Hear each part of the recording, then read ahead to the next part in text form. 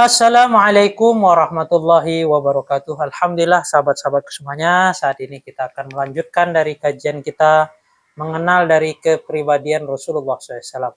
Yang mana kemarin kita sudah membahas tentang kepribadian Rasulullah SAW, yaitu tentang budi pekertinya Rasulullah SAW.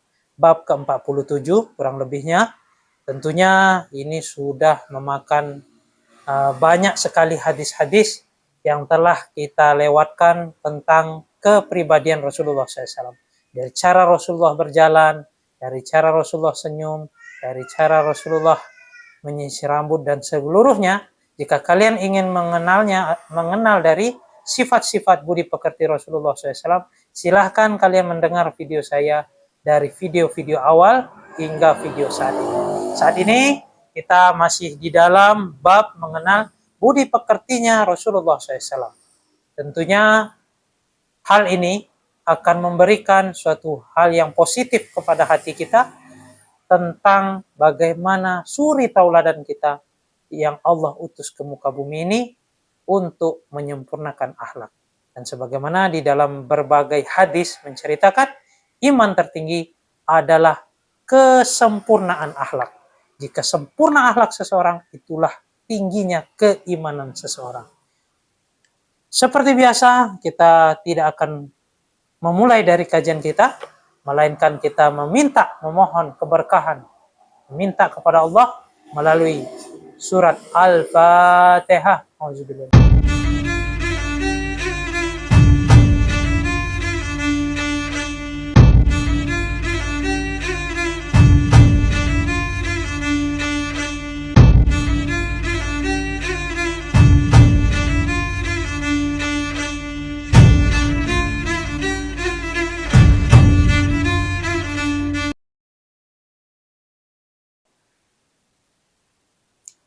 Alhamdulillah sahabat-sahabatku semuanya, saat ini kita akan melanjutkan dari tentang kepribadian Rasulullah SAW, yang mana ini adalah bab terakhir dari tentang kepribadian Rasulullah SAW.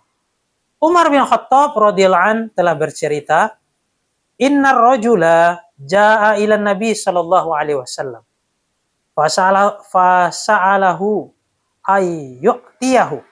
Faqala Nabi sallallahu alaihi wasallam, ma indi say'an walakin nibta alayya fa idza ja'ani say'an qadaituhu." Qala Umar, ya Rasulullah sallallahu alaihi wasallam, qad a'taitahu fama kallafakallahu ma la ta'diru alaihi.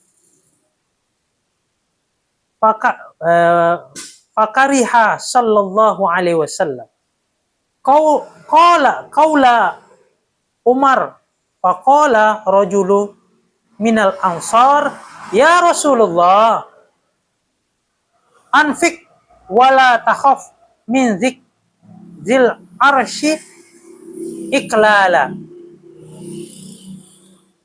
Watabassam Rasulullah sallallahu alaihi wasallam wa urifa fi wajhihi bisrun liqaulil ansari summa qala bihadzal ummit. Seseorang laki-laki datang kepada Nabi sallallahu alaihi wasallam, lalu ia meminta agar Nabi sallallahu alaihi wasallam memberikan sesuatu. Nabi Shallallahu Alaihi Wasallam bersabda, aku tidak mempunyai sesuatu apapun, maksudnya tidak memiliki apapun yang akan diberi. Akan tetapi beli saja, maksudnya beli saja secara utang atas namaku. Bila aku telah punya sesuatu nanti akulah yang akan melunasinya. Jadi Rasulullah SAW di saat beliau tidak memiliki apa-apa dan diminta oleh ada seseorang tentang sesuatu hajatnya, dan Rasulullah SAW memerintahkan dari orang tersebut, ambillah hutang sebagaimana hutang tersebut hutangnya aku. Masya Allah. Begitu Rasulullah SAW memberikan bentuk akhlak yang sangat luar biasa, yang tentunya agak sedikit orang akan mendapatkan bisa memiliki dari akhlak Rasulullah SAW yang mulia ini. Tentunya hal ini sangat-sangat susah untuk kita praktekkan, namun jika memiliki kekuatan yang begitu kuat, keinginan seperti Rasulullah, tentu Allah Subhanahu wa taala akan mempermudah. Semoga kita ini diberikan suatu akhlak yang begitu mulia dimiliki oleh Rasulullah SAW, membuktikan dari kesempurnaan iman Rasulullah SAW. Umar bin Khattab radhiyallahu an berkata, "Wahai Rasulullah, Anda telah memberikan sesuatu kepadanya. Bukankah Allah Subhanahu wa taala tidaklah membebani Anda atau membebani Rasulullah SAW dengan sesuatu yang mana engkau tidak mampu?"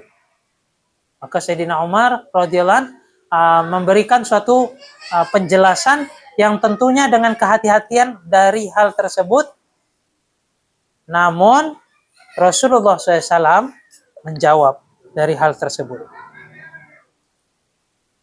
Maka Nabi SAW tidaklah menyenangi atau menyukai dari ucapan dari Sayyidina Umar bin Khattab. Ucapan Sayyidina Umar bin Khattab itu tersebut tidaklah disukai oleh Rasulullah SAW. Kemudian seorang laki-laki dari golongan Ansar berkata, "Wahai Rasulullah SAW, nafkahkanlah dan janganlah Anda takut berkekurangan dari kekayaan Anda, karena Allah Subhanahu wa taala adalah pemilik arsy."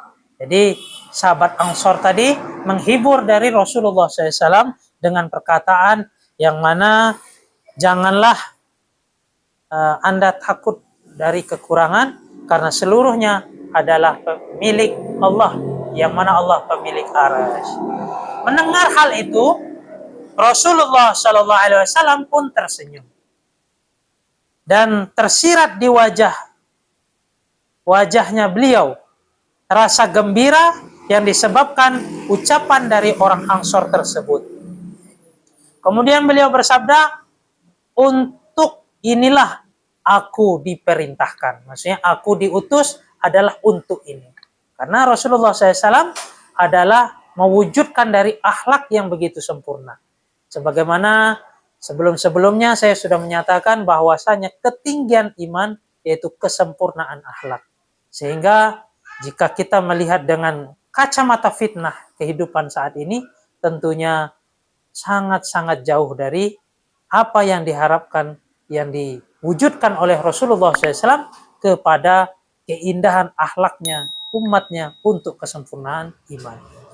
Alhamdulillah, ini diriwayatkan oleh Harun bin Musa bin Abdul Al-Qamah Al-Madini dari ayahnya, dari Hisham bin Sa'ad, dari Zaid bin Aslam, dari ayahnya yang bersumber dari Umar bin Khattab radhiyallahu an.